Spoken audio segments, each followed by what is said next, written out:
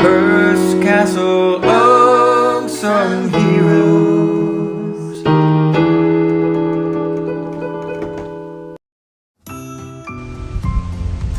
Hello, I'm Francesca, a tour guide at Hearst Castle, and today I'm going to be talking about Warren McClure. Taylor Kaufman, a former archivist at Hearst Castle, would say that Mac was very much an unheralded, below-radar subject, and in more recent years, some of his drawings were sold as Julia Morgan originals. Warren McClure, an unsung hero known as Mac, was born August 22nd, 1897 in Michigan. From a young age, he showed talent in architecture and worked for several prominent architects as a draftsman. Some of his designs were shown in House Beautiful and Ladies' Home Journal. In the 1920s, he moved to California. He hoped to design period architecture for movies. He didn't land a studio job, but he did meet Julia Morgan's draftsman, Thaddeus Joy. And Thaddeus Joy was working on the beach house in Santa Monica. This was Miss Davy's house.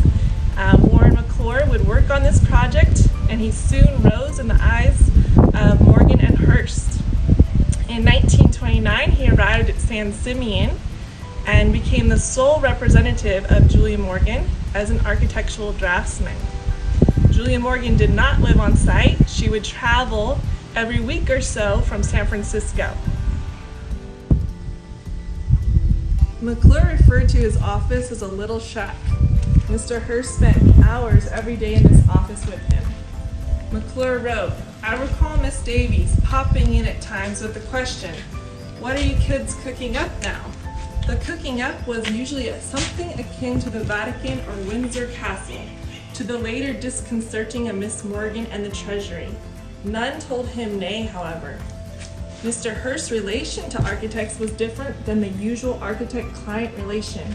He had a hand in every development, and in a sense, he was his own designer."